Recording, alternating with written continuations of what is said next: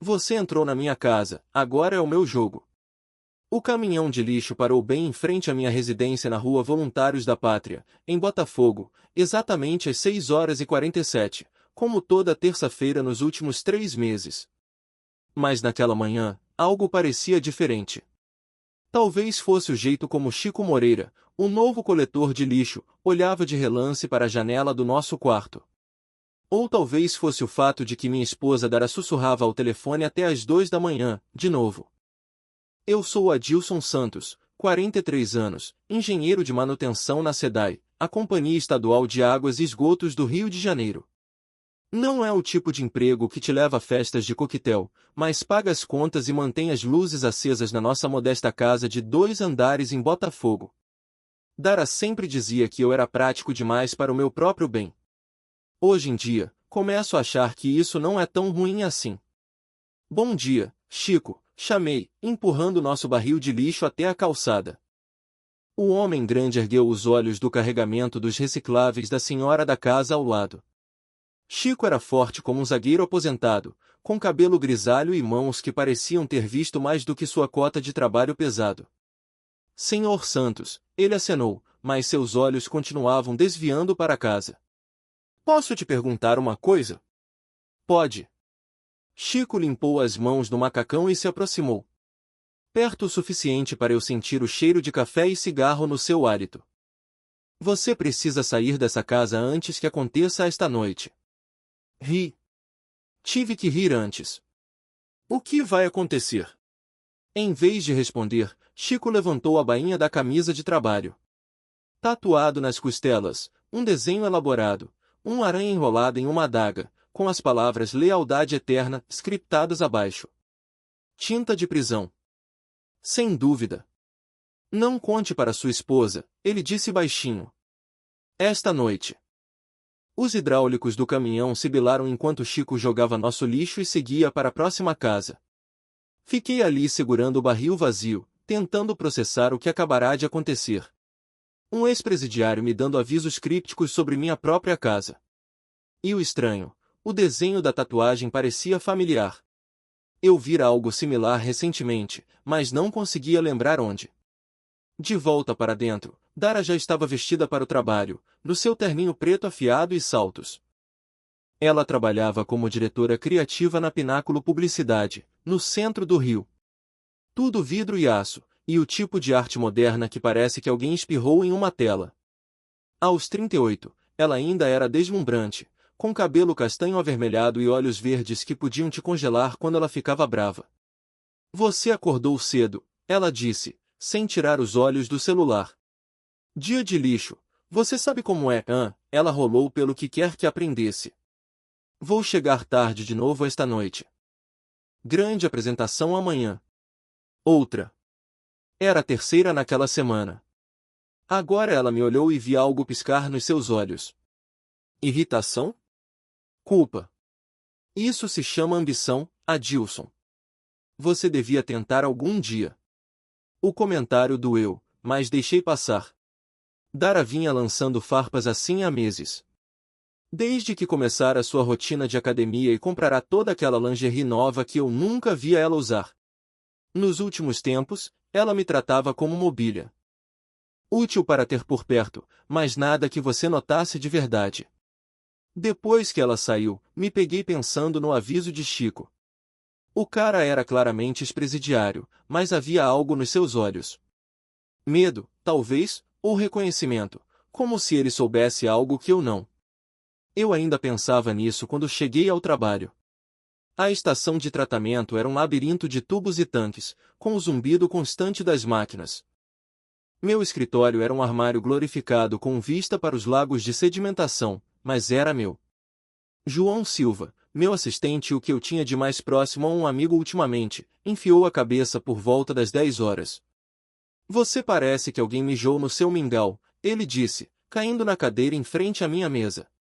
João tinha 28 anos, magro como um espantalho, e o tipo de otimismo que vem de ainda não ser casado. Só cansado. Dara tem trabalhado até tarde muito. Ah! João acenou sabendo. A velha rotina de trabalhar até tarde. A ex da minha irmã puxou essa também. Não é assim. Claro que não. Por isso você parece que mastigou o vidro. Queria contar a ele sobre o aviso de Chico, mas soava loucura até na minha cabeça.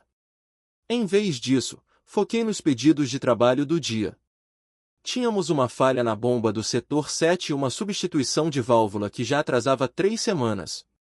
Problemas normais com soluções normais, o tipo que eu era bom em resolver. Passava das 18 horas quando finalmente saí do trabalho. O Bar Bukowski, o boteco do bairro onde eu parava cada vez mais ultimamente. O lugar era exatamente o que soava. Iluminação fraca, chão pegajoso, e o tipo de clientela que incluía operários aposentados e caras divorciados como eu, que ainda não eram bem divorciados. Dona Dalva, a dona e bartender, era uma mulher na casa dos 50 que vira tudo 2 vezes e não se impressionava com nada. Ela serviu meu uísque puro habitual sem perguntar. Você parece preocupado, querido, ela disse, limpando copos com eficiência treinada. Chico Moreira, eu disse. O coletor de lixo. Você sabe algo sobre ele? As mãos de Dalva pararam por um instante. Chico? Claro, eu o conheço. Por quê? Ele disse algo estranho esta manhã. Algo sobre eu precisar sair da casa. Chico cumpriu pena no interior. Roubo armado, acho. Mas ele tá limpo desde que saiu. Trabalha duro. Fica na dele.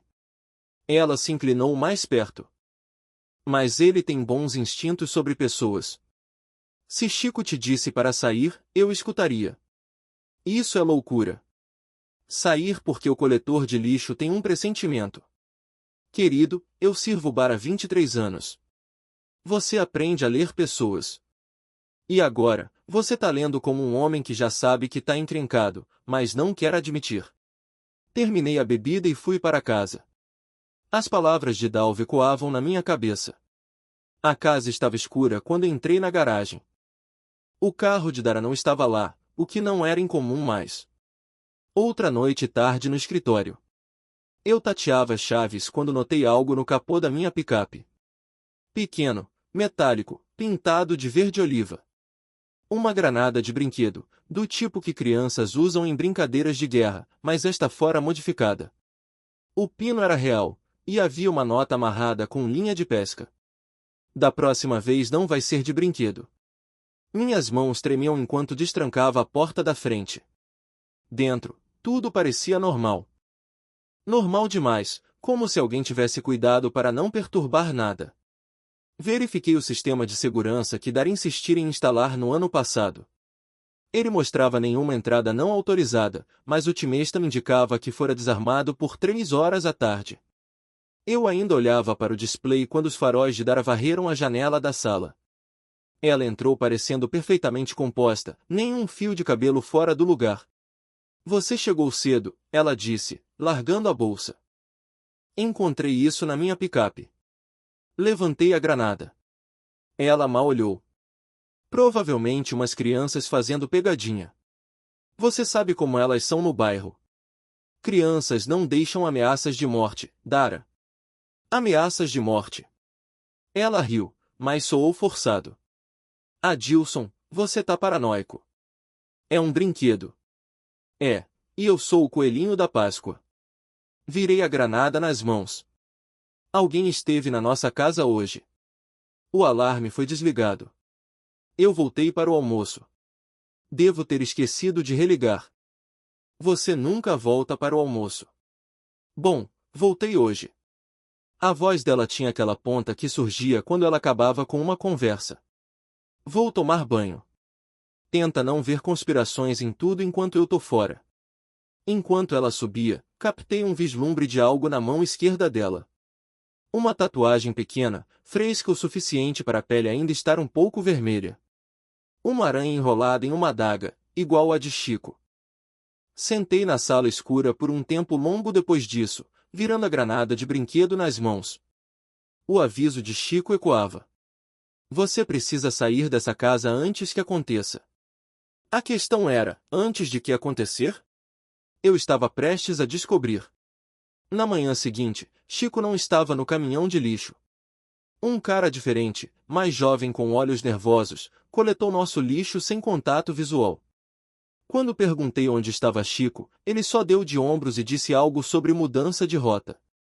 Passei o dia no trabalho tentando focar em um projeto de substituição de tubulação de água, mas minha mente vagava. A tatuagem na mão de Dara, a granada de brinquedo, o aviso de Chico, peças de um quebra-cabeça que eu ainda não vi a forma inteira. João notou minha distração na reunião de segurança da tarde. Você tá em outro lugar hoje, chefe? Tudo bem em casa? Define bem. Ai. Tão ruim assim. Quase contei tudo então. Sobre Chico, sobre a tatuagem, sobre a certeza crescente de que minha esposa estava envolvida em algo que eu não entendia, mas soava loucura até para mim. Só as coisas normais de casal casado, eu disse em vez disso. Depois do trabalho, decidi pular o bar Bukowski e ir direto para casa. Talvez eu pudesse pegar Dara antes que ela saísse para outra noite tarde no escritório. Talvez pudéssemos conversar de verdade, como nos velhos tempos, quando ela ainda me olhava como se eu fosse mais que um incômodo. O sol se punha quando entrei no estacionamento do supermercado perto de casa. Precisava de leite, pão, o básico, coisas normais para uma noite normal. Eu voltava para a picape, sacola de papel na mão, quando notei a van branca estacionada 3 vagas adiante. 2 homens sentados nos bancos da frente, ambos com bonés de beisebol puxados para baixo. Algo neles me deixou inquieto. Talvez fosse a forma como posicionaram a van para bloquear minha picape. Talvez fosse o fato de que nenhum olhava para mim, mas eu sentia a atenção deles como o calor de uma fogueira. Eu pescava as chaves quando eles se moveram. O primeiro saiu da van antes que eu reagisse, cruzando a distância em passadas rápidas e silenciosas. Ele tinha altura média, mas era sólido, com músculos de trabalho real, não de academia. Seu parceiro me flanqueou pela esquerda, cortando minha rota de fuga. Adilson Santos, o primeiro perguntou. Sua voz era calma, profissional. Depende de quem pergunta. Ele sorriu, mas não chegou aos olhos. Alguém que acha que você devia se meter nos seus próprios assuntos. O soco me pegou no plexo solar, dobrando-me ao meio. A sacola de compras explodiu no asfalto, caixas de leite se rompendo e se espalhando em uma poça branca. Antes que eu me endireitasse, mãos agarraram meus braços e me arrastaram entre 2 carros estacionados. Isso é sobre os negócios da sua esposa, o segundo homem disse. Ele tinha uma cicatriz correndo da orelha esquerda até o canto da boca. Fique longe disso. Eu não sei do que você tá falando. O primeiro soco quebrou meu nariz. Senti a cartilagem estalar e provei ferro. O segundo me pegou nas costelas e ouvi algo rachar. Dara tem amigos, cicatriz disse. Amigos que não gostam de maridos curiosos. Eles me trabalharam por uns 2 minutos, mas pareceu horas. Trabalho profissional. Nada que mostrasse a menos que eu tirasse a camisa. Nada que me levasse ao hospital. Só o suficiente para marcar o ponto. Da próxima vez não vamos ser tão gentis, o primeiro disse enquanto se afastavam. Fique longe dos negócios da Dara ou voltamos e terminamos isso. Fiquei ali no estacionamento por sei lá quanto tempo, com gosto metálico na boca e tentando respirar ao redor do que parecia uma costela quebrada. Uma mulher indo para o carro me encontrou e chamou emergência. Os paramédicos queriam me levar ao hospital, mas convenci que estava bem. Só um assalto que deu errado, eu disse. Crime aleatório. A polícia registrou o boletim, mas vi nos olhos deles que não esperavam pegar ninguém. 2 caras em uma van branca. Podia ser qualquer um. Acontecia o tempo todo. Eram quase 22 horas quando finalmente cheguei em casa. O carro de Dara estava na garagem, o que me surpreendeu. Ela estava na cozinha, ainda de roupa de trabalho, se servindo de um copo de vinho. Meu Deus, Adilson, o que aconteceu com sua cara? Fui assaltado. Estacionamento do supermercado. Ela correu toda a preocupação e toques gentis. Por um momento, ela era a mulher que eu casara. Aqui remendava meus cortes e machucados de projetos de fim de semana em casa. Você chamou a polícia? Foi ao hospital. Polícia? Sim. Hospital? Não, tô bem. Você não tá bem. Olha pra você. Ela tocou meu nariz inchado com cuidado. A gente devia te levar pra checar. Eu disse que tô bem, Dara. Algo na minha voz a fez recuar. Tá, se você tem certeza. Vi ela se servir de mais vinho, notando o leve tremor nas mãos. Coisa engraçada, eu disse. Os caras que fizeram isso, eles te mencionaram. O copo de vinho parou a meio caminho dos lábios. O quê? Disseram que eu devia ficar longe dos seus negócios. Alguma ideia do que isso pode significar? Não. Mas ela não encontrou meus olhos. Provavelmente conversa maluca aleatória. Você sabe como criminosos são. É, aleatório. Toquei o nariz e fiz uma careta. Vou pra cama. Adilson, espera. Ela pegou meu braço. Talvez a gente deva conversar. Conversar de verdade sobre nós, sobre tudo. Por um segundo, quase acreditei nela, quase pensei que poderíamos superar o que quer que fosse isso.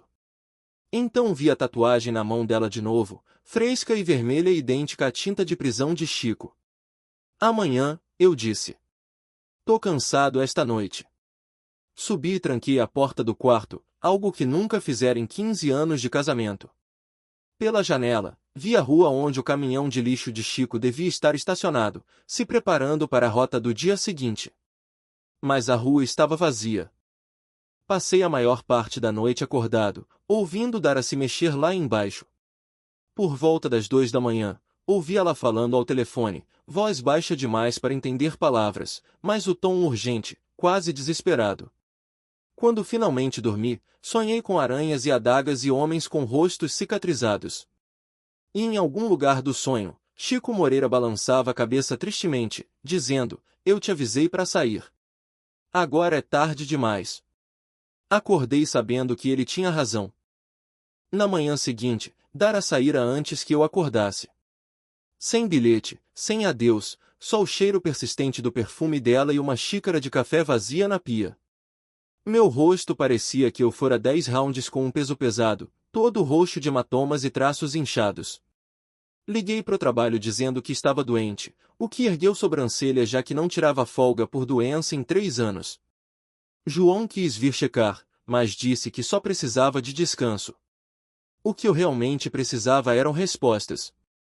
Dara trabalhava na Pináculo Publicidade na Avenida Rio Branco, uma torre reluzente de vidro e aço que parecia desenhada por alguém que nunca ouvirá falar em conforto. Eu estivera lá exatamente 2 vezes nos 5 anos que ela trabalhava lá. Uma vez numa festa de Natal e uma para buscá-la quando o carro dela estava na oficina. Estacionei do outro lado da rua às 11 horas e esperei. Da minha picape, tinha vista clara da entrada principal do prédio e da garagem onde Dara guardava seu BMW. Se ela realmente trabalhava todas aquelas noites tardes, estaria no escritório. Se não, bom, pelo menos eu saberia. Às 11 horas e 47, Dara saiu do prédio. Mas não estava sozinha.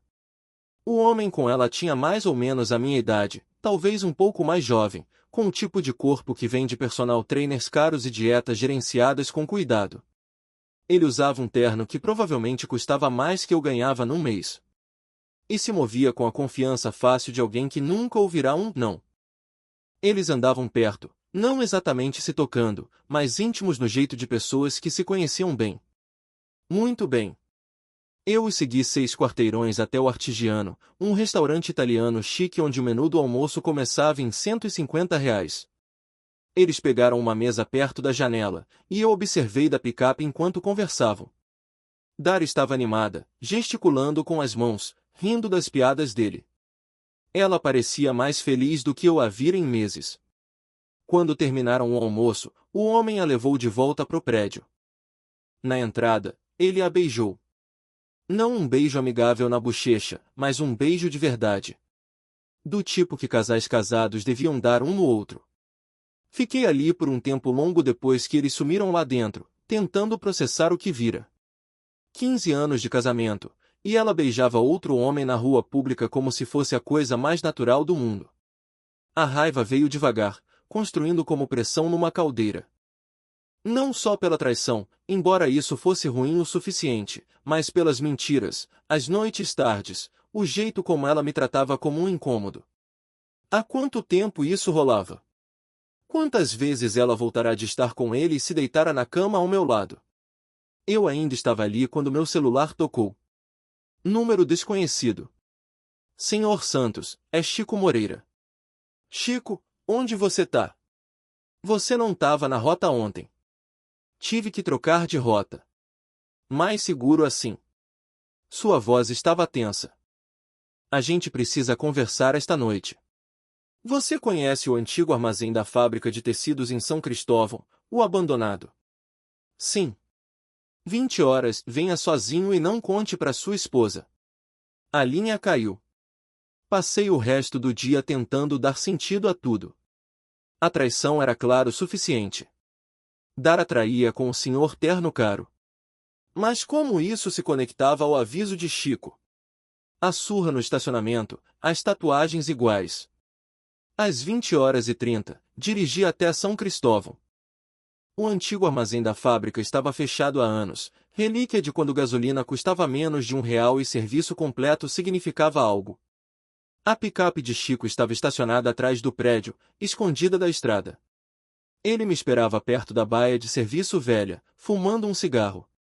De perto, ele parecia mais velho do que eu pensara, com um rosto marcado por anos de vida dura. Você parece um caco, ele disse. Me sinto pior. Qual é a dessa, Chico? Ele jogou o cigarro e pisou embaixo do calcanhar. Sua esposa tá metida fundo com gente ruim.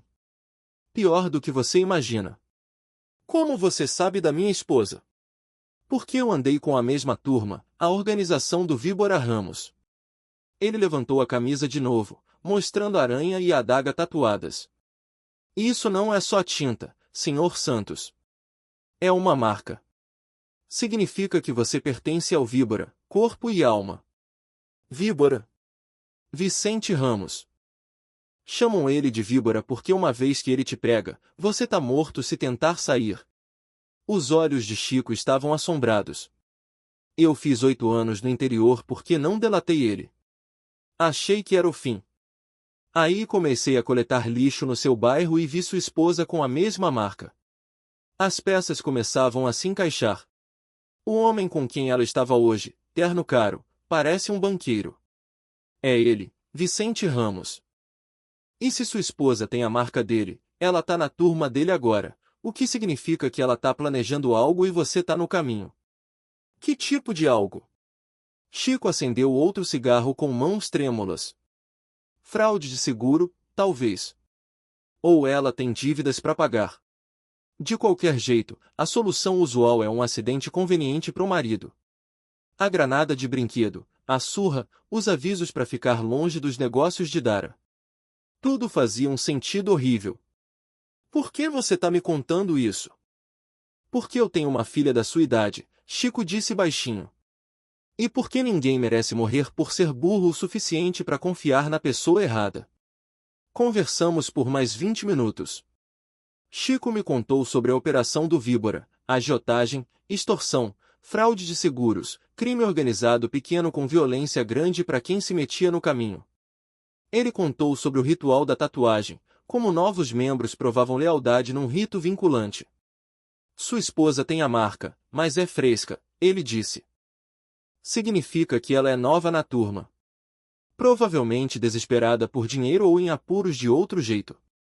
O que eu faço? Saia esta noite, faça a mala e suma até isso passar. Eu não posso só fugir. Você também não pode lutar contra Vicente Ramos. O cara tem conexões pela cidade toda.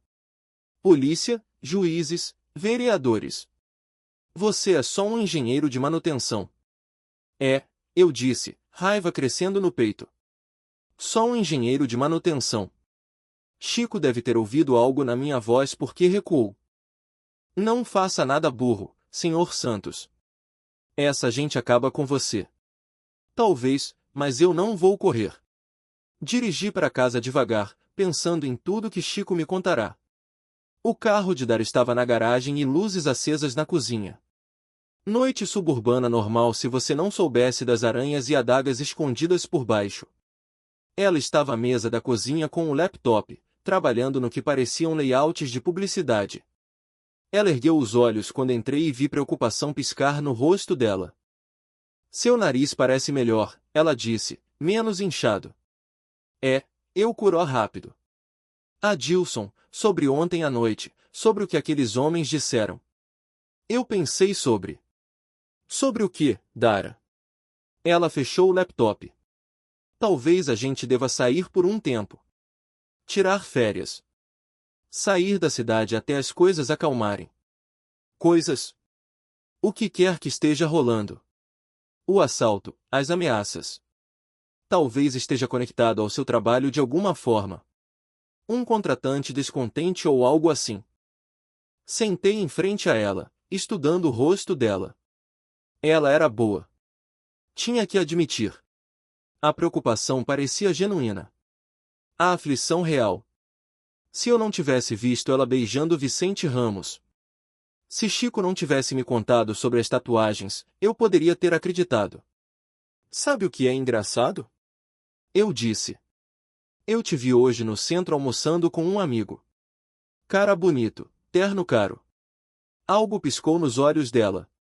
Ah, reunião com cliente. Você beija todos os seus clientes assim? A máscara escorregou por um segundo. Vi um cálculo atrás dos olhos dela. A corrida mental rápida de alguém cuja mentira acabará de ser exposta. Adilson, eu posso explicar. Tenho certeza que pode, mas estou cansado de explicações. Levantei. Vou para a cama. Falamos mais amanhã. Espera. Ela pegou meu braço. Por favor, me deixe explicar sobre o Vicente. Vicente. Ela usará o nome real dele sem pensar. Confirmação se eu precisasse de alguma. Amanhã, Dara. Preciso de tempo para pensar. Subi e tranquei a porta do quarto de novo. Pelas paredes finas, ouvi ela no telefone.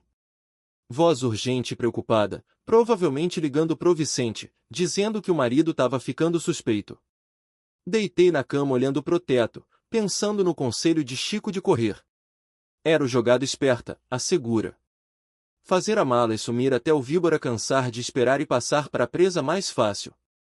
Mas eu nunca fora muito de fugir. E 15 anos de casamento, mesmo um ruim, mereciam mais que só se esgueirar para a noite. Acordei na quinta-feira de manhã com um plano. Não um bom plano, talvez, mas um plano mesmo assim. Se a turma do Vicente Ramos queria brincar com a minha vida, eu ia mostrar que engenheiros de manutenção sabiam uma ou duas coisas sobre resolução criativa de problemas. Dara já saíra quando acordei, o que virava o novo normal. Liguei pro trabalho dizendo que era intoxicação alimentar desta vez. João sou cético, mas cobriu por mim sem fazer muitas perguntas. Passei a manhã na loja de ferragens e na de eletrônicos, comprando suprimentos, extensões, temporizadores elétricos, sensores de movimento, alguns itens que pareceriam inocentes para quem não soubesse o que eu planejava. A beleza de trabalhar com sistemas municipais de água por 20 anos era que você aprendia como todos os tipos de sistemas mecânicos e elétricos funcionavam, e mais importante, como fazê-los falhar no momento exato. Ao meio-dia, tinha tudo montado no porão. Para um observador casual, pareceria que eu fazia manutenção rotineira no aquecedor de água e no painel elétrico. Mas eu armara umas surpresas para quem descesse sem convite. O sensor de movimento estava escondido atrás da fornalha, ligado a um temporizador que cortaria a energia das luzes do porão após 30 segundos de delay. As extensões estavam arrumadas para parecer bagunça acidental, mas formavam um labirinto cuidadoso que guiaria intrusos para o canto distante onde eu montara minha armadilha de paz. O velho banco de trabalho lá embaixo tinha um torno que exercia cerca de 900 kg de pressão por polegada quadrada. Eu o armara com controle remoto para operar de longe. Qualquer um que se aproximasse demais para investigar acharia a mão ou braço preso num aperto que podia esmagar osso.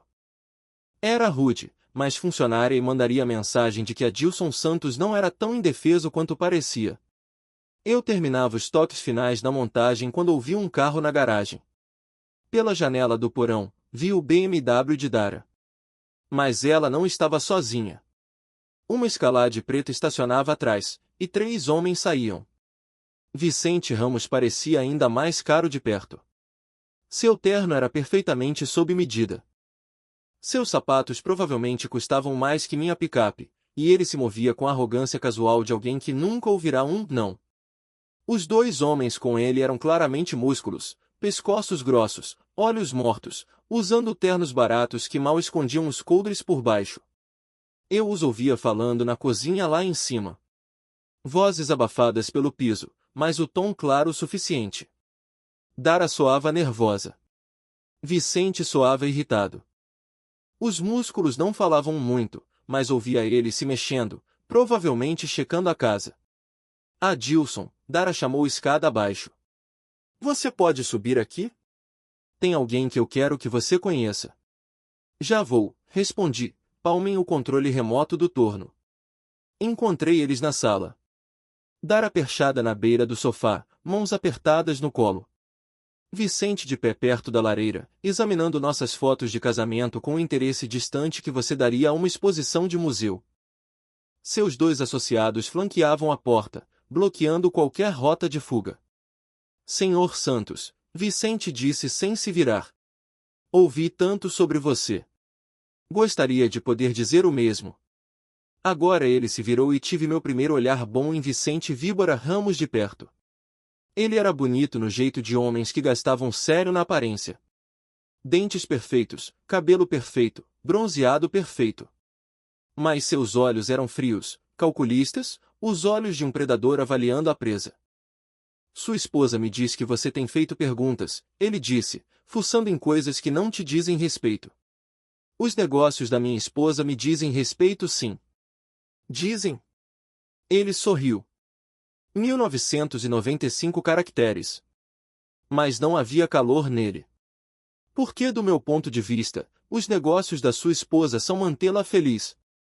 E ultimamente, isso tem sido meu trabalho. A crueldade casual me acertou como um golpe físico.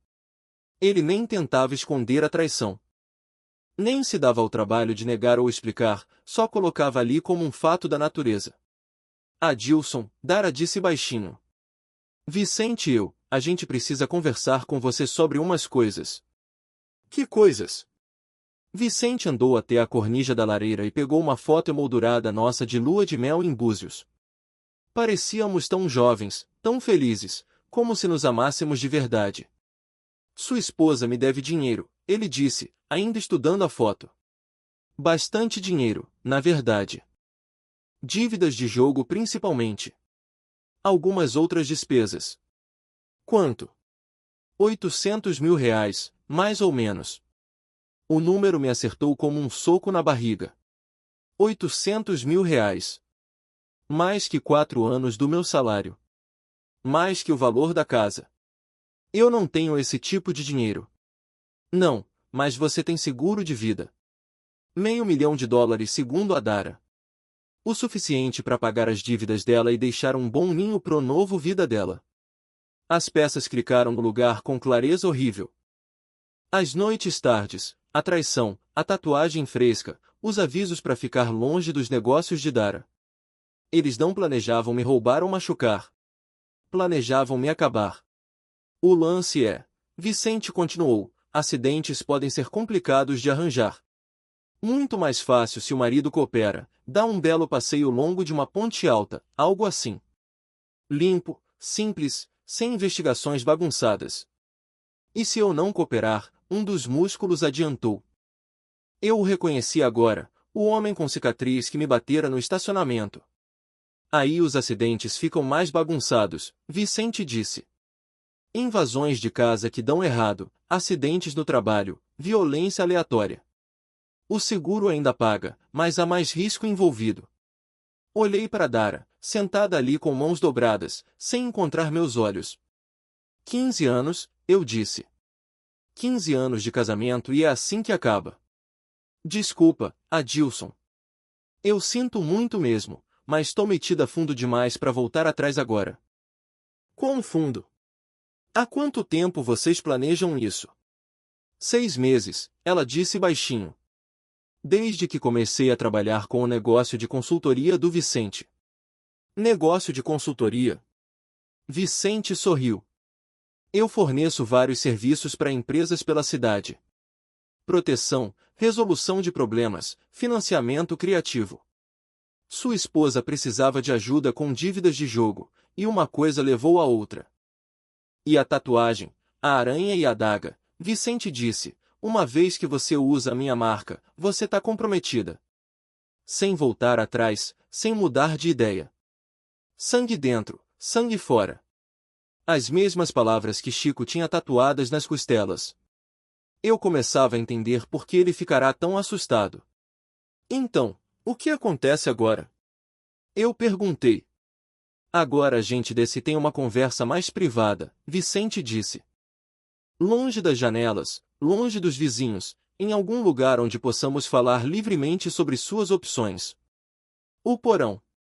Eles queriam me levar para o porão onde eu passará amanhã montando minha festa surpresa.